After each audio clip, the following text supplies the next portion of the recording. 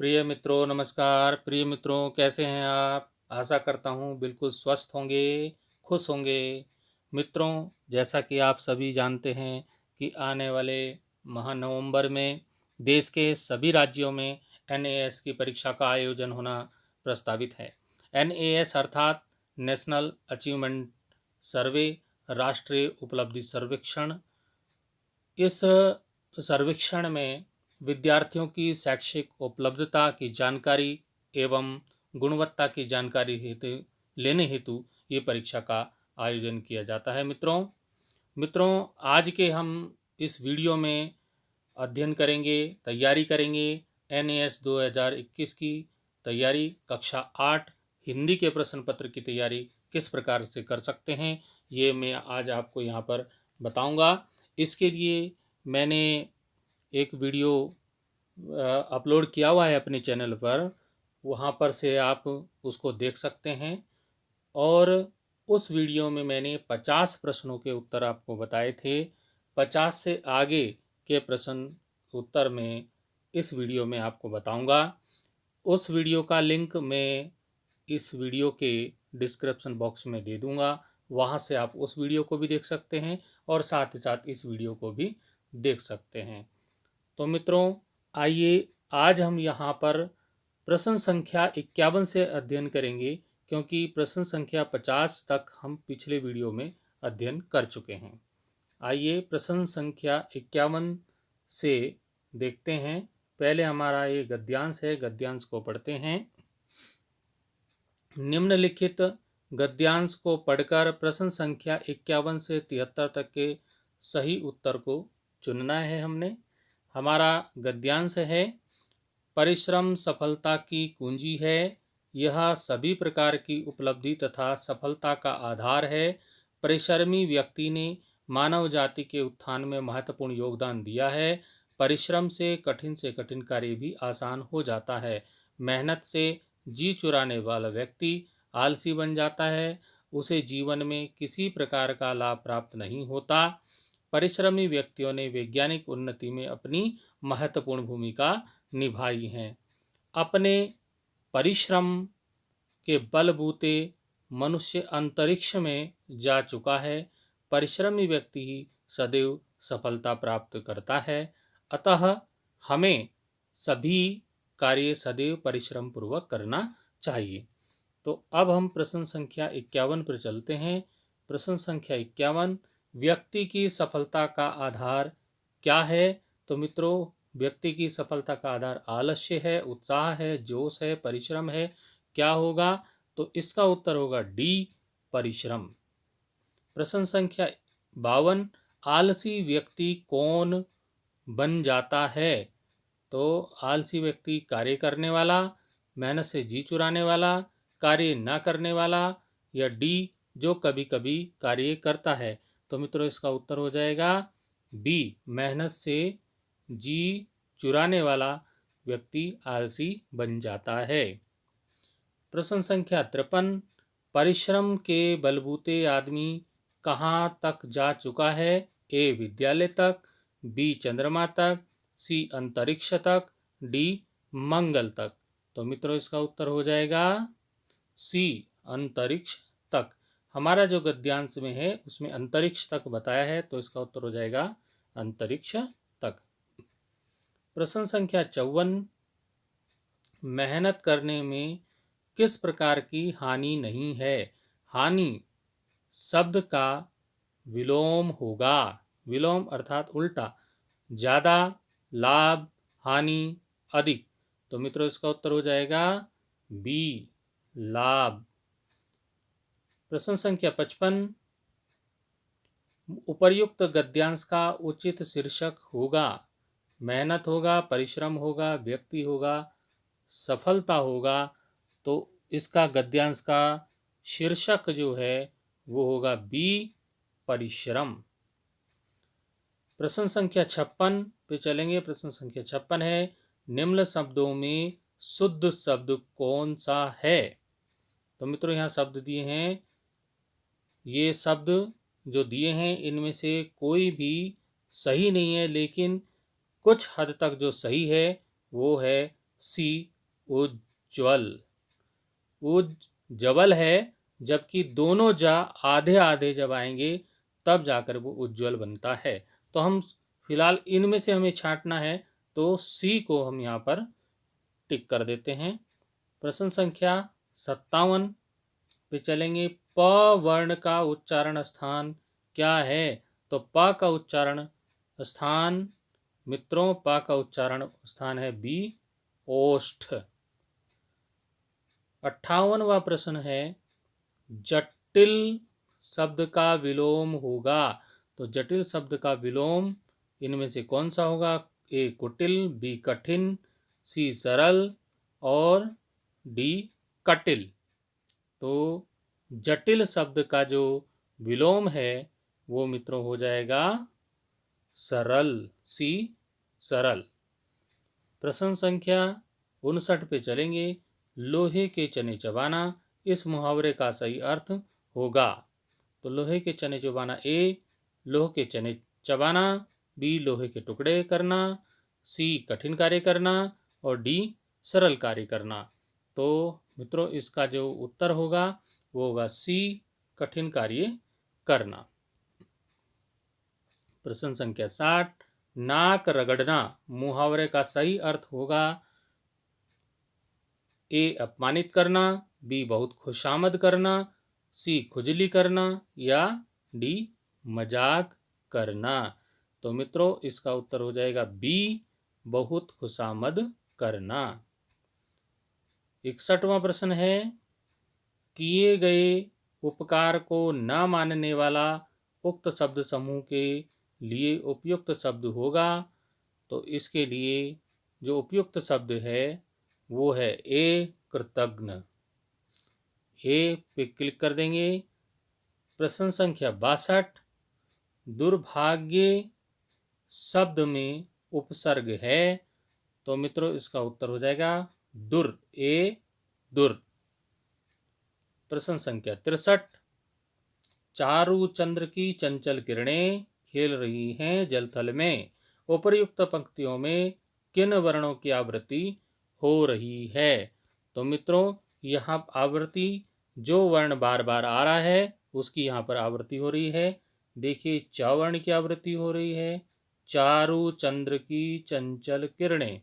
उसके बाद खेल में ल, जल में ल और थल में ल। तो च और ला की आवृत्ति यहाँ पर हो रही है, तो हमारा उत्तर हो जाएगा सी, च और ल वर्ण की आवृत्ति हो रही है। प्रश्न संख्या 64, हिंदी भाषा की लिपि है। तो हिंदी भाषा की जो लिपि है वो देवनागरी लिपि है। इसका उत्तर हो जाएगा बी देवनागरी। प्रश्न संख्या 65 में यहाँ पर खाली स्थान दिए हैं। यहाँ खाली स्थान है, यहाँ खाली स्थान है, यहाँ पे खाली स्थान है, तीनों में खाली स्थान है।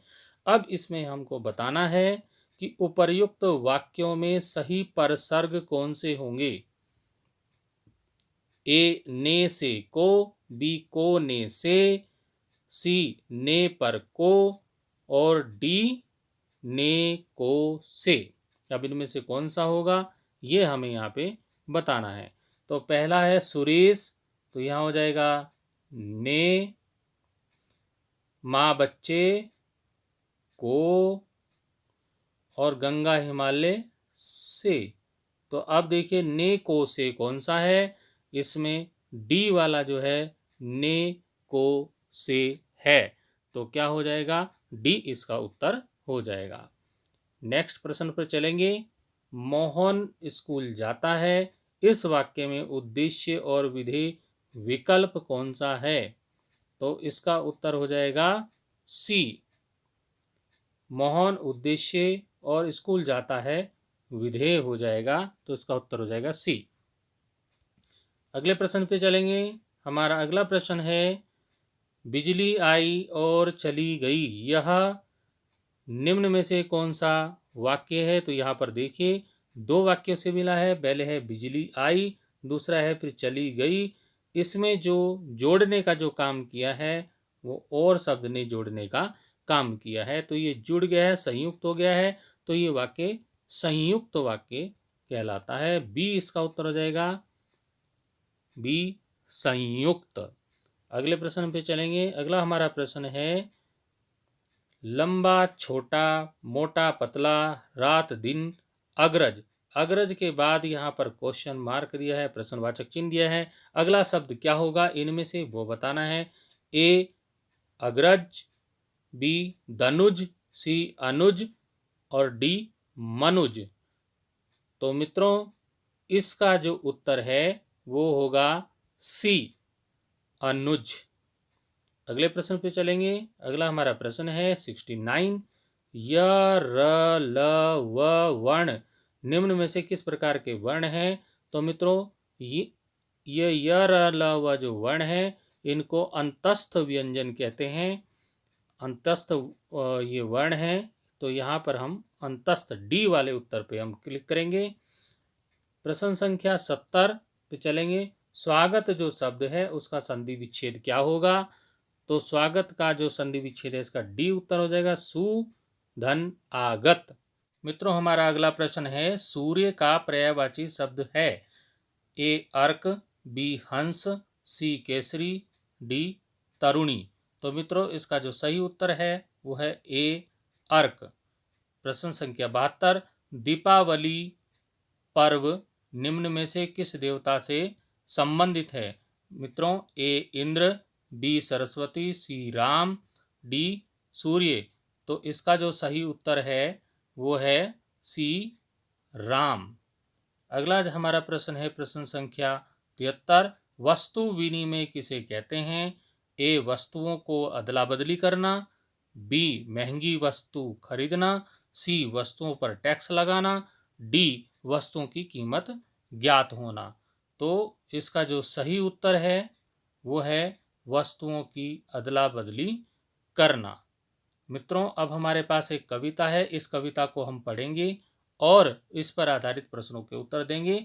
प्रकृति में बहार आई, देखकर अपने प्रेमी बसंत को, उसके मुरझाए अधरों पर मधुर मधुर सी मुस्कानें छाई। लगी वही डाली डाली डोलने, कुछ शर्माई सी कुछ इतराई सी, अपनी अनुपम सुंदरता खोलने, करने लगी अठखेलियां मिलकर अपने प्रेमी प्रियतम से। रंग रंग में रंग दिया बसंत ने, उसके रंगों की होली में, रंग रंगीले रंग में मगन है दोनों हम जोली में। मित्रों अब इसमें प्रश्न संख्या 74 देखते हैं। प्रश्न है, प्रकृति का प्रेमी कौन है? तो प्रकृति का जो प्रेमी है वो है बी बसंत। प्रश्न संख्या 75।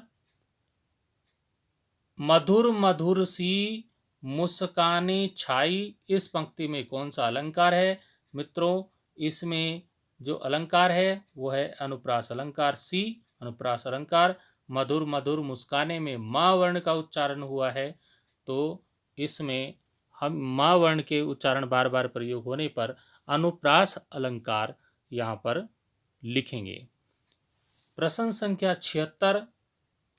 पौधों में नए पल्लव कब आते हैं? ए शिशिर ऋतु में, बी बसंत ऋतु में, सी वर्षा ऋतु में, डी ग्रीष्म ऋतु में। तो इसका जो हमारी कविता है बसंत ऋतु के ऊपर है, तो हमारा बी बसंत ऋतु में इसका उत्तर हो जाएगा। अगला हमारा प्रश्न है, जब बसंत आता है तो धरती कैसे सजती है? तो इसमें दिया है अनुपम सी हो जाती है धरती, तो इसका उत्तर हो जाएगा डी अनुपम सी। प्रश्न संख्या 78। ऋतुराज किसे कहा गया है? हमारा जो उत्तर दिए हैं वो है ए हेमंत, बी बसंत, सी शिशिर, डी शरद। तो हमारा जो सही उत्तर है वो है बी बसंत। 79 प्रश्न है, उपर्युक्त कविता का शीर्षक क्या होगा? तो यहाँ पर बसंत के ऊपर कविता है, तो ये बी बसंत इसका शीर्षक हो सकता है। 80वां प्रश्न है, घोड़ा तेज दौड़ता है, इस वाक्य में क्रिया विशेषण होगा। तो मित्रों ए घोड़ा, बी तेज, सी दौड़ता है, डी है। तो इसमें जो क्रिया विशेषण है वो है तेज, बी तेज। अगला हमारा प्रश्न है, हमारा गद्यांश दिया है यहाँ पर। गद्यांश को पढ़ेंगे और प्रश्नों के उत्तर देंगे। गद्यांश है, परिश्रम सफलता की कुंजी है। यह सभी प्रकार की उपलब्धि तथा सफलता का आधार है। परिश्रम व्यक्ति ने मानव जाति के उत्थान में महत्वपूर्ण योगदान दिया है। परिश्रम से कठिन कार्य भी आसान हो जाता है।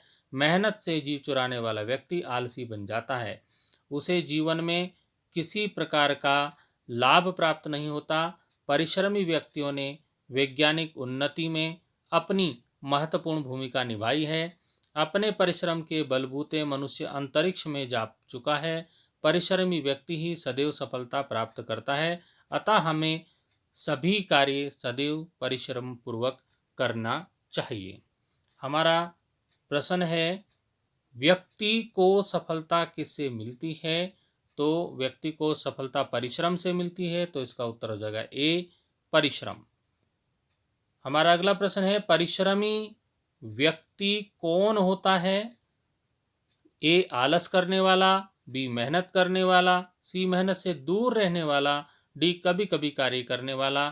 तो हमारा जो सही उत्तर है मित्रों वो हो जाएगा बी, मेहनत करने वाला। मेहनत करने वाले व्यक्ति को परिश्रमी व्यक्ति कहा जाता है। हमारा अगला प्रश्न है, आलसी व्यक्ति कौन होता है? ए, कार्य करने वाला, बी, आलस करने वाला, सी, मेहनत से जी चुराने वाला, और डी, कभी कभी कार्य करने वाला। तो हमारा जो हमने गद्यांश पढ़ा उसमें इसका उत्तर हो जाएगा मेहनत से जी चुराने वाला वो आलसी होता है। अगला हमारा प्रश्न है, परिश्रम शब्द का विलोम शब्द क्या होगा? उसका विलोम शब्द हो जाएगा ए, आलस्य। जो परिश्रम करने वाला जो व्यक्ति होता है वो मेहनत करता है, वो आलस्य नहीं करता। तो इसका जब उल्टा शब्द लिखेंगे तो हम उसका उल्टा हो जाएगा, विलोम हो जाएगा आलस्य। अगले प्रश्न पे चलेंगे। हमारा अगला प्रश्न है, दांत खट्टे करना मुहावरे का अर्थ क्या है? तो दांत खट्टे करना जो मुहावरे है इसमें अर्थ दिए हैं, ए, अपमानित करना, बी, खुशमद करना, सी, हरा देना, डी, मजाक करना। तो इसका जो उत्तर है वो सी, हरा देना।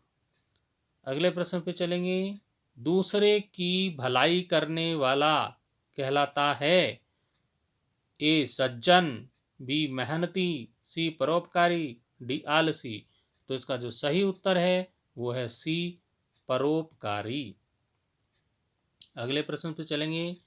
हमारा 87वां जो प्रश्न है 87 वो है, दुर्भाग्य शब्द में उपसर्ग है ए, दुर, बी, या, सी, दुस, डी, दु। तो इसका जो सही उत्तर है वो है ए, दुर। 88 प्रश्न है हमारा, चारू चंद्र की चंचल किरणें खेल रही हैं जल थल में, उपयुक्त पंक्तियों में किन वर्णों की आवृत्ति हुई है? तो इसका सी हो जाएगा, च और ल वर्ण की आवृत्ति हुई है। प्रश्न संख्या 89, हिंदी भाषा की लिपि। तो मित्रों अभी हमने एक प्रश्न में बताया था, हिंदी भाषा की जो लिपि है वो देवनागरी लिपि है। प्रश्न संख्या 90, निम्न शब्दों में से कौन सा शब्द सही है? तो इसमें कोई भी शब्द सही नहीं है, फिर भी हम यहाँ पे ए पे एक उत्तर लगाना है तो ए पर करेंगे। वैसे जो उज्ज्वल लिखा जाता है वो उज्ज्वल लिखते समय उसमें उ और ज वल ऐसे करके लिखा जाता है। दोनों ज आधे आते हैं, लेकिन यहाँ पे ऐसा कोई भी ऑप्शन हमें विकल्प नहीं दिया है, तो हम इसमें ए वाले को फिलहाल हम यहाँ पर टिक कर देंगे। ये हमारा उत्तर हो जाएगा। 91वां जो प्रश्न है वो है, प वर्ण का उच्चारण स्थान। तो प जो है, प बोलते समय हमारे दोनों होंठ मिलते हैं, तो ये ओष्ठ जो व्यंजन वर्ण में आएगा, इसका उत्तर डी सही होगा। प्रश्न संख्या 92, जटिल शब्द का अर्थ क्या है? तो जटिल शब्द का जो अर्थ है वो होता है कठिन। जटिल शब्द का जो अर्थ है वो सी हो जाएगा, सी कठिन। अगला हमारा जो प्रश्न है वो है लोहे के चने चबाना। ये एक मुहावरा है, लोहे के चने चबाना। इस मुहावरे का सही अर्थ क्या होगा? लोहे के चने चबाना, लोहे के टुकड़े करना, कठिन कार्य करना, सरल कार्य करना। तो मित्रों इसका उत्तर हो जाएगा सी, कठिन कार्य करना। अगला हमारा प्रश्न है नाक रगड़ना। मुहावरे का सही अर्थ होगा तो ए अपमानित करना, बी बहुत खुशामद करना, सी खुजली करना, डी मजाक करना। तो इसका जो सही उत्तर है वो है बी, बहुत खुशामद करना। कुछ प्रश्न इसमें दो दो बार आ गए हैं तो उनको आप देख लीजिएगा। कुछ प्रश्न आए हैं दो दो बार तो हम दोबारा भी उसको बता रहे हैं, आप देख लीजिएगा ढंग से। प्रश्न संख्या 95, किए गए कार्य को ना मानने वाला। उपयुक्त शब्द चुनिए। कंजूस, कृतज्ञ, उपकार, कृतज्ञ। तो इसका जो सही उत्तर है वो है डी, कृतज्ञ। प्रश्न संख्या 96 में यहाँ पे कुछ खाली स्थान दिए हैं। इन खाली स्थानों में कुछ शब्द भरने हैं और इन शब्दों को सही क्रम से लगाना है। जो वाक्य हैं उपयुक्त वाक्यों में सही उपसर्ग कौन से होंगे? ए ने को से, बी को ने से, सी ने पर से, डी से ने को। तो इसमें से कौन सा उत्तर सही होगा? तो आप देखिए, रमेश ने आम खाया, सीता गीता को स्कूल ले गई और गंगा हिमालय से निकलती है। तो मित्रों इसमें उत्तर हो गया ने को से। तो इसका जो ने को से वाला जो विकल्प है वो सही हो जाएगा। मेरे हिसाब से पहला ही वाला ए वाला विकल्प सही है, ने को से। तो ये इसका उत्तर हो जाएगा। अगले प्रश्न पे चलेंगे। सोहन स्कूल जाता है। इस वाक्य में उद्देश्य और विधेय विकल्प सहित बताना है, विकल्प यहाँ से। तो इसका जो उत्तर हो जाएगा वो हो जाएगा सी, सोहन उद्देश्य और स्कूल जाता है विधेय हो जाएगा। प्रश्न संख्या 98, बिजली आई और चली गई। बिजली आई, चली गई और शब्द ने इनको जोड़ा तो ये वाक्य हो जाएगा डी, संयुक्त वाक्य।